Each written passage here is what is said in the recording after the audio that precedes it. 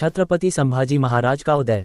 इस धरती पर कई वीर पैदा हुए, पर एक नाम ऐसा है जिसने मुगलों की नींद उड़ा दी थी। वो नाम था छत्रपति संभाजी महाराज, शिवाजी महाराज के बेटे और मराठा साम्राज्य के दूसरे छत्रपति। इस कहानी में हम जानेंगे उनकी वीरता, बुद्धिमानी और बलिदान की पूरी गाथा। तो तैयार हो जाए, क्योंकि ये कहानी है रोमांच और सस्पेंस से भरपूर। संभाजी महाराज का जन्म 14 मई 1657 को पुरंदर किले में हुआ।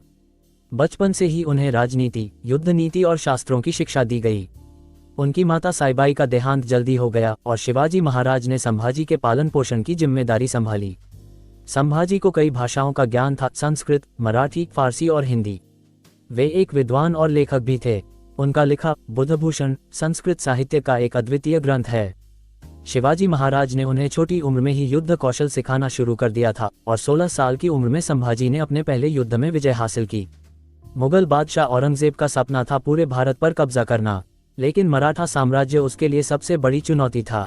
शिवाजी महाराज के निधन के बाद औरंगजेब ने सोचा कि अब मराठा साम्राज्य को तोड़ना आसान होगा, लेकिन संभाजी महाराज ने अपने साहस और रणनीतियों से औरंगजेब को कड़ी टक्कर दी।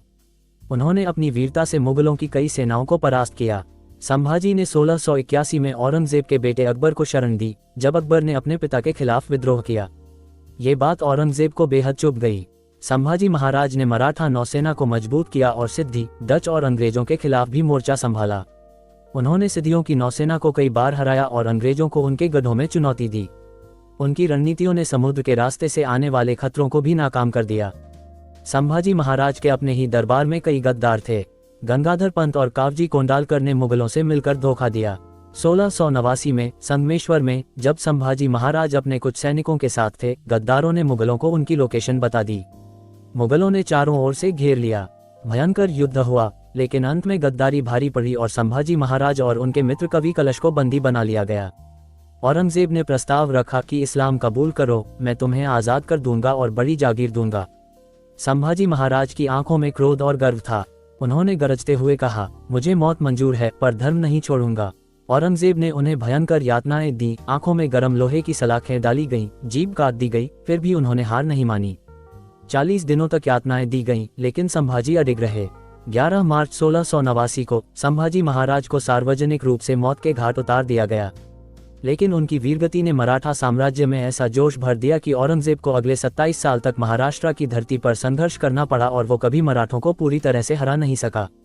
संभाजी महाराज का बलिदान मराठों के लिए प्रेरणा बन गया और उनकी शहादत के बाद मराठा साम्राज्य और भी मजबूत होकर उभरा। संभाजी महाराज की वीरता और बलिदान ने मराठा योद्धाओं को एक नई ताकत दी। उनके बलिदान के बाद मराठाओं ने कभी हार नहीं मानी और औरंगजेब का सपना अधूरा रह गया। उनके बलिदान को आज भी महाराष्ट्र में गर्व और सम्मान के साथ याद किया जाता है। उनकी याद में कई स्मारक और किले आज भी खड़े हैं जो उनकी वीरता की गवाही देते हैं। तो दोस्तों, ये थी छत्रपति संभाजी महाराज की संपूर्ण गाथा, एक ऐसे योद्धा की जिसने मौत को गले लगाया पर धर्म और सम्मान से समझौता नहीं किया। अगर आपको ये कहानी पसंद आई तो लाइक और सब्सक्राइब करना न भूलें, क्योंकि ऐसे ही और रोमांचक किस्से हम आपके लिए लाते रहेंगे। जय भवानी, जय शिवाजी, जय महाराष्ट्र।